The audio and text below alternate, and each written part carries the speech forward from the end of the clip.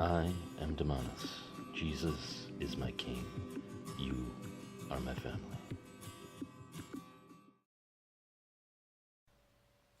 Hello, I am Damonous. Thank you for joining. Seems like every time I record a video these days, I have to comment at what an amazing time we're living in. And today is no exception. Again, I have to say too, finally there's a president actually acting like a president should, being balanced in terms of who is being attacked and who the rhetoric is going against. So I'm talking about this latest skirmish, more than a skirmish, the riot that occurred in Charlottesville, and his follow-up statements regarding this. And of course, we've seen the media be very, very cruel to President Trump and say that, he was supporting the white supremacists that were there. So maybe let's start with what he said today and just see what his latest thing to make the media go crazy. I think there's blame on both sides. You look at both sides, I think there's blame on both sides. What about the alt-left that came charging at the, as you say, the alt-right? Do they have any semblance of guilt? I've condemned many different groups, but not all of those people were neo-Nazis, believe me. Not all of those people were white supremacists by any stretch. Those people were also there because they wanted to protest the taking down of a statue, Robert E. Lee. So, excuse me, and you take a look at some of the groups and you see, and you know it if you were honest reporters, which in many cases you're not, but many of those people were there to protest the taking down of the statue of Robert E. Lee. So, this week it's Robert E. Lee. I noticed that Stonewall Jackson's coming down. I wonder, is it George Washington next week? And is it Thomas Jefferson the week after? You know, you really do have to ask yourself, where does it stop? George Washington was a slave owner. Was George Washington a slave owner? So will George Washington now lose his status? Are we going to take down, excuse me, are we going to take down statues to George Washington? Mr. President, are you putting what you're calling the alt-left and white supremacists on the same moral plane? I'm not putting anybody on a moral plane. What I'm saying is this. You had a group on one side and you had a group on the other, and they came at each other with clubs, and it was vicious, and it was horrible, and it was a horrible thing to watch. So President Trump might not say it, but I'll say it here, that yes, I am putting both sides on the same moral ground. I think there's a lot of people that like to just watch snippets on TV and say, oh, I know what's going on, it's just the KKK that's out there. No, you need to get your butt out of your chair, and you need to go down to the rally that's interesting you, that interests you enough to watch it on TV, interests you enough to talk about it at work or whatever. You need to get out. You need to go out, and you need to see for yourself what's happening, because the media does not tell you what is happening. They do not show you what is really happening. They don't show you, when they like to show you images of, shock images of the KKK and white supremacist groups. They don't like to turn the camera and show you the people wearing the red masks on their face and showing holding flags of Mao Zedong or whatever other communist symbolism they want to show. The media never shows you those hardcore leftist groups for what they really are, just as sickening as the KKK and other white supremacist groups. And this is where I'll leave this at. This is an interesting thing, because there's a lot of sides saying, there's a lot of sites that are saying, oh, well, you know, it's the ultra-right that is making it out to be that the counter-protesters in Charlottesville were Antifa, and that they were extreme militants, and that, oh, they're just making this up. Well, if you want to believe the mainstream media, and here's BBC News, Antifa, left-wing militants on the rise.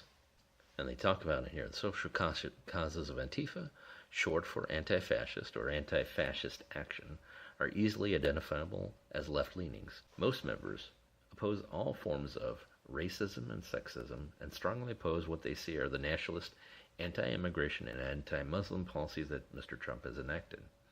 However, as their name indicates, Antifa focuses more on fighting far-right ideology than encouraging pro-left policy. Unlike the mainstream left, they do not seek to gain power through traditional channels, winning elections and passing bills into law. Antifa is anti-government and anti-capitalist, and their methodologies are often perceived as more closely aligned with anarchists than the mainstream left. They were present at the 2017 Berkeley protests of far-right speaker Milo Yiannopoulos and at violent protests against Donald Trump's inauguration. They were also present at Charlottesville. And this is my favorite part of the article. President Trump's election seems to have been something of a touchstone for the Antifa movement, which has links with the Black Lives Matter movement and various anarchist groups. See, the reason I say that's my favorite part of this article is because in researching and setting up these links, I found a lot of pages saying, oh, no, this is just all a concoction of the alt-right, saying that Black Lives Matter is associated with all this, and that, no, it's not true. Look, the reality is any extremes are always bad for a republic. We have to defend that freedom. We have to investigate when someone says, this person said that, and this person is bad, and that person is bad, or this person is good, and that person is bad.